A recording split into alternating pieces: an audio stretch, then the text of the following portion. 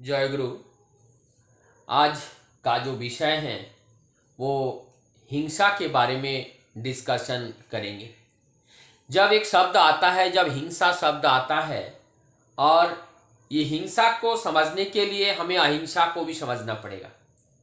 और ये जो हिंसा है, हिंसा का जब हम अहिंसा को समझ जाएंगे, हम लोग जानते हैं अहिंसा माने प्रेम करना, मतलब किसी से हिंसा ना करना।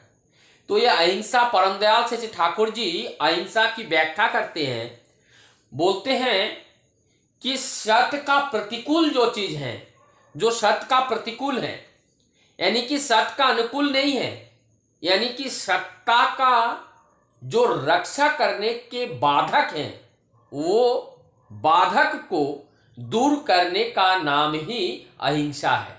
जो प्रतिकूलता को दूर करके अनुकूलता में परिवर्तन करते हैं, उसी को ही अहिंसा बोलते हैं। तो यहां पे लगता है कि हमारे जो सत्य को खून करने के लिए, नष्ट करने के लिए जो ताकत बाहर से आते हैं, उनको नष्ट करना वो तो प्रतिकूल है। उसको जब नष्ट करेंगे तो हमारा हिंसा होगा। तो ये अहिंसा कैसे हो गया, यहां पे बहुत अच्छा हम समझ सकते हैं।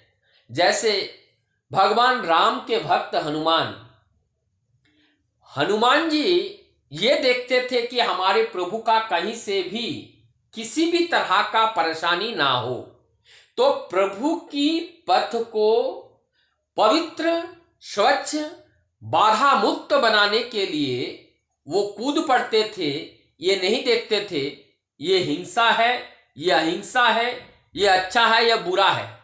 एक स्पष्ट बात है, सत्य के लिए, हमारे प्रभु के लिए, प्रभु की जो बाधा उत्पन्न करने वाला जो ताकत है, वो असत होते हैं और प्रभु सत्य होते हैं। तो सत्य की रक्षा करने के लिए जो भी हमसे हिंसा या जो भी दिखाई देता हो, वो वास्तव में हिंसा नहीं है, वो अहिंसा है। क्यों? क्योंकि जो दुष्ट शक्तियां उन सत्य शक्ति को विध्वस्त करने के मनसा लेकर जब आते हैं, तो उनके अंदर प्रभु के प्रति एक असत भावना होते हैं, और ये असत भावना वो प्रभु के प्रति वो भक्त बन के नहीं, शत्रु बन के वहां पे आते हैं। अब जब उनके भक्त ऐसे लोगों का संहार करते हैं, तो उनके जीवन को प्रभु के पास ले जाने का ये कार्य करते हैं। इसीलिए वो प्रेमिक हैं और वो सत्य का कार्य करते हैं। तो हम ये समझें कि ये हिंसा किसे कहते हैं। इस तरीके से हम देखते हैं कि अहंकार, अहंकार से पहले अहं आता है। और यह अहं जो होता है, अहं का मतलब है कि हमारे अंदर अपने आप को प्रस्तुत करना, अपने आप को बताना कि मैं बहुत ज्ञानवान हूं, मैं बहुत बुद्धिमान हूं, मैं बहुत पैसे वाले हूं, मेरा बहुत बड़ा मकान है, मेरा बहुत बड़े बड़े गाड़ी हैं, हमारे पीछे कितने लोग हैं। तो हमारी शक्ति को स्थापित करके लोगों को दिखाना, ये अहं झलकता है। और ये अहंकार जब हमारे अंदर आ जाते हैं, ये अहंकार ही ये हमें जला देता है। क्यों?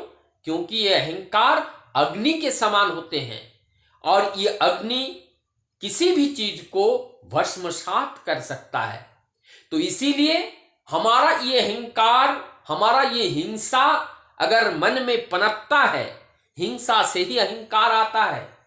और ये हिंसा अज्ञानता से आती है, और ये अज्ञानता सत्य के प्रति स्नेह, ममता, उनकी आचार आचरण, उनका अपनाने की प्रयास ना करने के माध्यम से असत्य के प्रति टान, इससे जो है हमारे अंदर हिंसा की भावना उत्पन्न हो जाते हैं।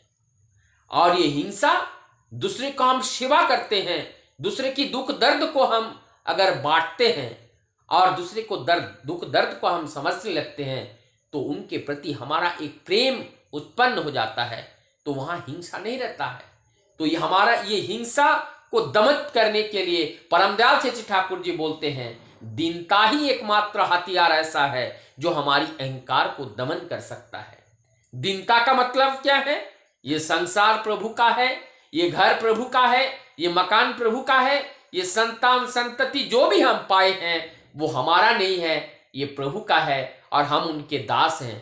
जब हम उनको दास बनकर, उनकी सेवक बनकर हमने ऊपर जो दायित्व दिए हैं वो दायित्व का हम निर्वाह कर रहे हैं, ऐसे सोचकर जब हम जीवन यापन करते हैं तो हम अपने हिंसा को भी, अहंकार को भी हम दमित कर सकते हैं। नहीं तो इस त्रिजगत में इस हिंसा, इस अहंकार को दमन करने का और कोई उपाय नहीं है।